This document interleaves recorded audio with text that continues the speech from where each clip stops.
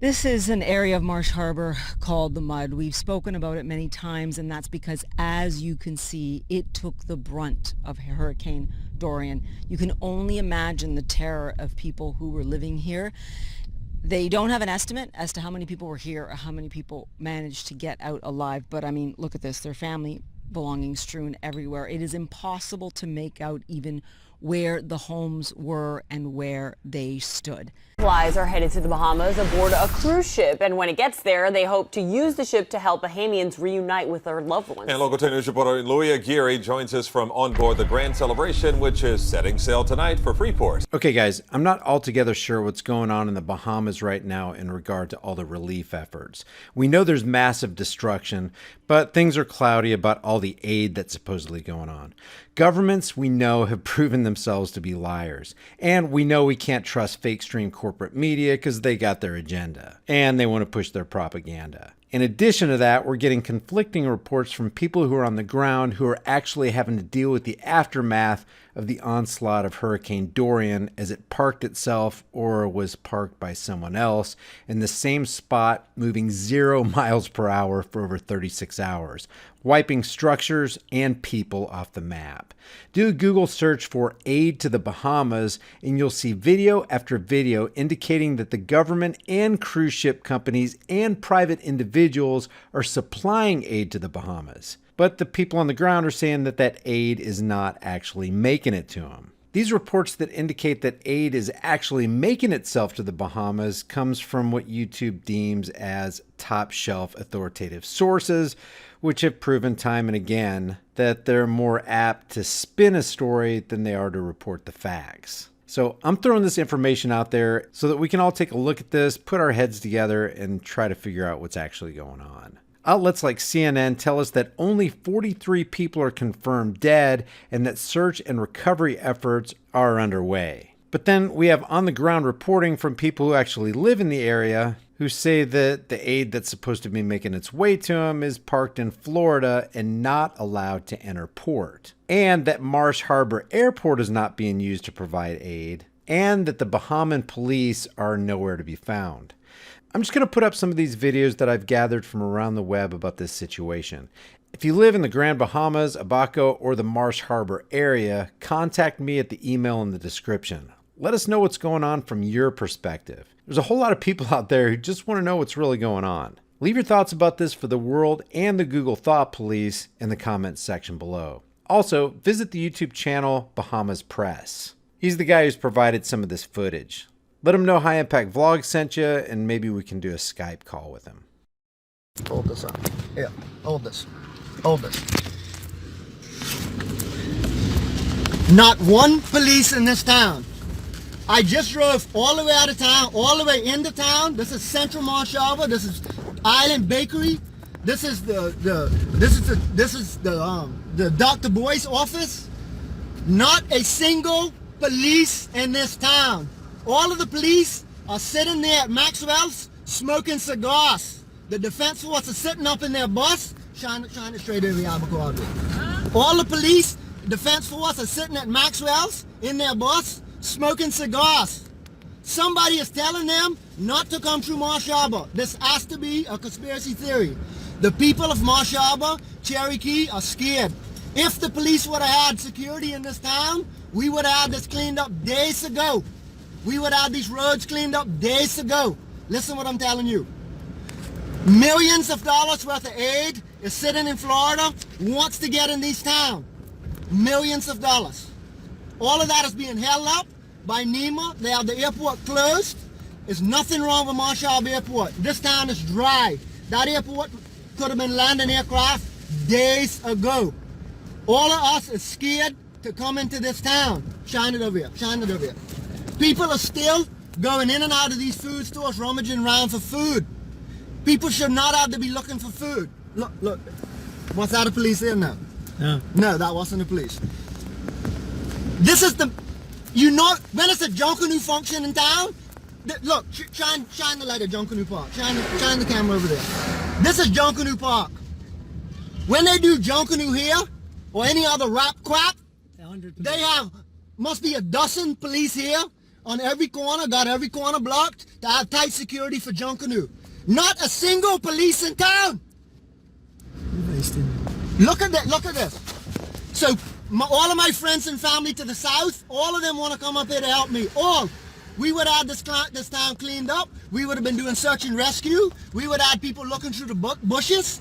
All of these bushes here, we could have been searching for people. The mud is behind us directly. The wind came out the north. All of the missing people they're through the bushes up here. There's not a single person looking for survivors. Not a single person. They want to get us out of this. It's got to be some kind of conspiracy theory. They want this town to die. This town, there's nothing wrong with this town right now. This could be cleaned up. We should have been looking for survivors 3 days ago. I got dozens of friends in Florida who want to be here helping searching. And look, something's going on, I'm telling you. Like, they do not want people to come here to help. Look, not a single police. This is the old Western Auto building. That people was up on top of that and still got washed off. Not a single police presence in town from day one until now. And this is how many days into this? What? I didn't even know what today is. What? Day 7. This is day 7. Who is this? They police? No, they just coming into town. Not a single police all of Marsh Harbor. My voice is going off, I'm so mad. Look at this over here. This building should have been fixed days ago. Look at that. The cable bombers. That should have been fixed 4 and 5 days ago. And people say it's like struggling. Alright, cut that off. I'm getting back. Okay, everybody, you see where he is? Ron Memorial Hospital. See what time of the day it is? It's 1:30 p.m. Right now, in the front of the Ron. I challenge and dare anybody to tell me this ain't true. Somebody posts that they need a bottle of water. We came here to bring a bottle of water. No doctor, no nurse, no patient have no water in the Ron. I had to go back home, get 3 more cases, bring it back out, my only 3 cases of water, and walk through the Ron and give everybody a bottle of water. What's going on, Nima? What's going on with the government? What's going on? Why everybody can't get nothing off the ground? What's going on in this country? Why everything is all locked down, things can't come in? I challenge anybody, come out here now and tell me no patient have a bottle of water. I walked through the hospital myself. We gave every patient a bottle of water through the emergency room. Everybody. Nobody had a bottle of water. People on the asthma pump, they grabbed a bottle of water. People on drips, they was happy for the bottle of water. Every nurse, every doctor, I gave them a bottle of water. 1:30 p.m. today, Sunday. I challenge anybody to tell me that I ain't no truth. Come out here yourself, come ask them. Come ask every nurse and every doctor. What's going on? Why all these red tape? Why all these forms? Y'all trying to kill everybody else? Grand Bahama Island was battered by Hurricane Dorian. Now it's black and blue. The black oil is a terrible contrast in an environment so beautiful before Hurricane Dorian. Wow. Oil.